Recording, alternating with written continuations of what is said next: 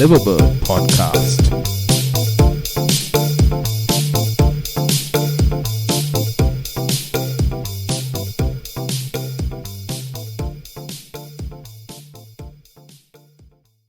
Welcome back to the Lion and Liverbird Podcast, your go-to spot for real football talk from the heart of Anfield and, of course, Stamford Bridge. We'll be doing a bit of a Liverpool-themed episode today, quick, short. Liverpool have done another deal in Milos Kerkez. It was officially announced right now, and they're not done yet.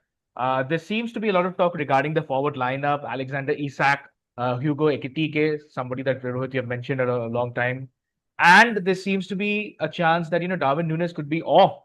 uh, there's also more interest in Marc Guéhi of Crystal Palace, and that could also come in line because there is talks of Ibrahima Konate again being linked to Real Madrid.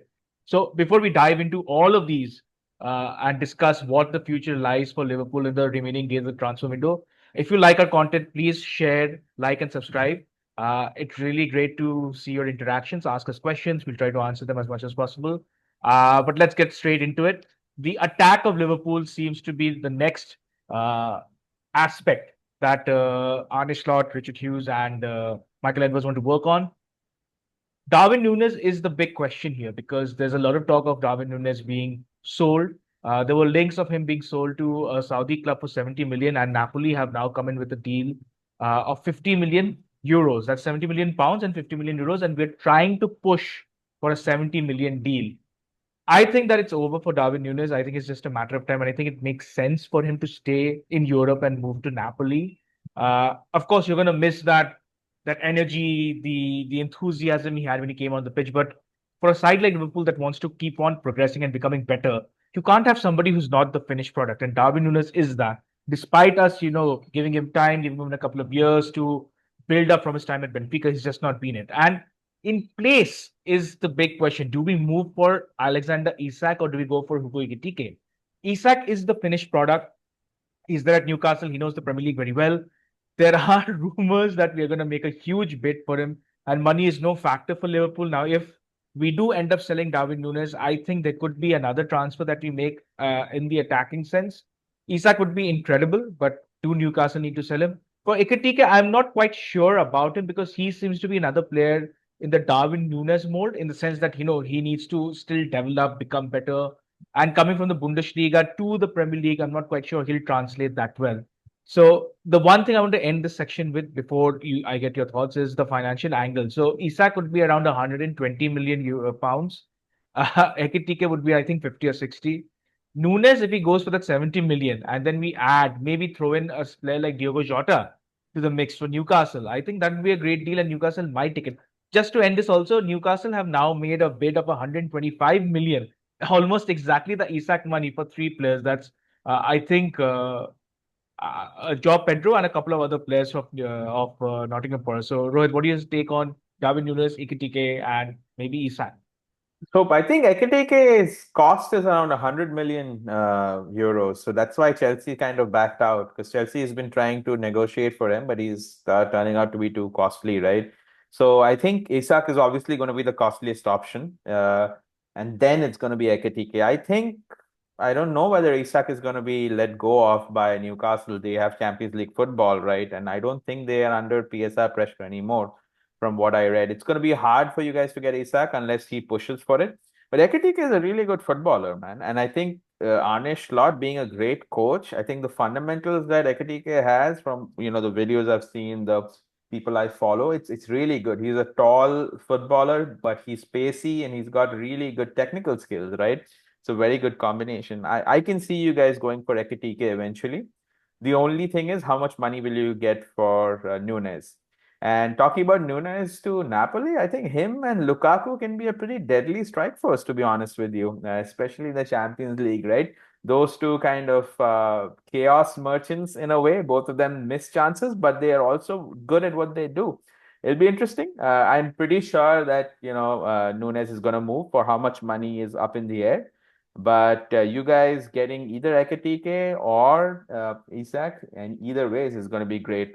Because now I'm seeing your left back and right backs are so attacking, right? Yeah. You need like a proper center forward to be able to create the space and capitalize. Yeah. So speaking of that, I think we'll also be making that defensive signing.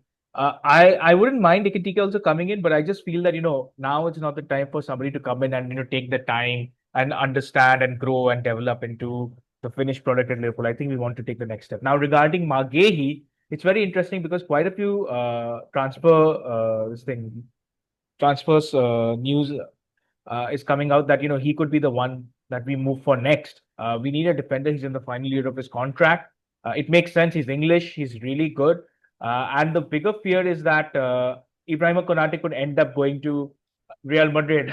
There are rumors and reports coming out that he does not want to sign another deal with Liverpool and he's willing to see off his latest contract, which means he's another free agent signing for Real Madrid from Liverpool. Florentino Perez said that we've got a great relationship. I don't know how that's going to work out. So I think there are a couple of things we can do. Either we keep Konate and we move for Guéhi next season. So it's like a no win loss situation basically. So you lose a player, you gain a player on a free, and obviously Guéhi will be slightly cheaper in terms of wages than Konate. Or the other thing is if we become a little ruthless, we say that no, Guéhi we will sign this year, Konate we will sell this year unless you sign a new deal with us. So it's totally up to him. But I do think we need another centre back simply because we've let Gerald Quansah go.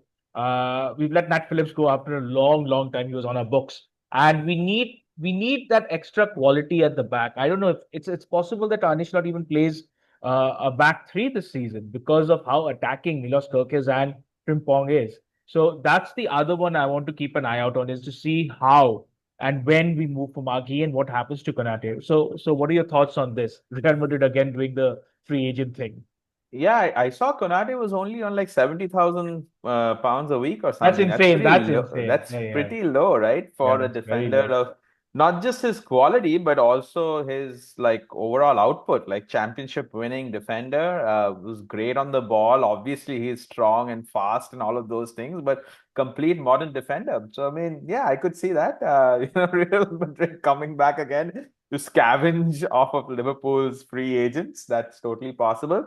Marc Guéhi is a good defender. There's no question about it. He is a very solid defender, but he is not like the physical monster that Konate is, right? He's going to be a steady defender, no question about it. But I don't know whether he kind of, raises the ceiling, so to speak. But I think either ways, because you said Kwanzaa, you guys got good money for Kwanzaa, by the way, right? Yeah, From Leverkusen. insane. Yeah, yeah. I think there's a bit of a scratch my back, you scratch my back, I scratch yours with the words thing going on there. But with Kwanzaa gone, you definitely need somebody like Guéhi with, as you rightly said, his experience as well. I think we also need to get somebody like A in because I don't know what the future is with Virgil van Dijk. In the sense, of course, he's there for another 2-3 years, but then we need to prepare for the next stage once he's gone. I think we've Mhm. prepared very well with Wirtz coming in. He could be the successor to Salah. If we get Isak in, it'll be amazing. If we get another attacker in, we know that there are options to use. But with Virgil van Dijk, you don't have a like for like replace. I think it's very difficult to replace somebody like Virgil van Dijk. But having another young defender, like maybe you could see a backline of Konate and Guéhi in a couple of years leading us. They're both, I think, only 26 or 25. So that's the most important thing is like, how do we plan for this? Because I'm really afraid of losing Konate. He's a really good defender, and 70,000 is really cheap for him. Like 70,000 pounds a week is nothing. I think he's asking for 200. I don't think we're willing to give him that. So maybe we'll come to some sort of a middle ground and hopefully we'll find out. But yeah, it's exciting times for Liverpool. There's so much going on. We want to hear thoughts from your end. Should Liverpool sell Darwin Nunez and for how much? Like, should we sell him for 50? If we get 50 for him, is that a deal, like a steal of the century or something? I would say so. Yeah, because unfortunately he doesn't have the composure. So I don't know. Will he be a hit at Napoli? I mean, you rightly said like a chaos merchant in Napoli, and he's hot-headed. It might work out for him. He also shaved his head. The last time he did that, yeah, he scored like 34 goals or something for Benfica. That was in 2021. So who knows? And yeah, drop your comments. Is Isak the right striker for Liverpool? Should we spend that much money on one player who has a few injury problems here and there? And what do you guys think about Guéhi? Is he a quality defender for Liverpool, or is it just a risky signing who hasn't showed that he's the best possible option? So drop your takes in the comments and don't forget to like, subscribe, and hit the bell icon so you never miss an episode.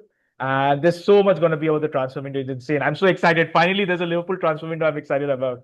Until next time, take care and we'll see you. Bye bye. Bye bye.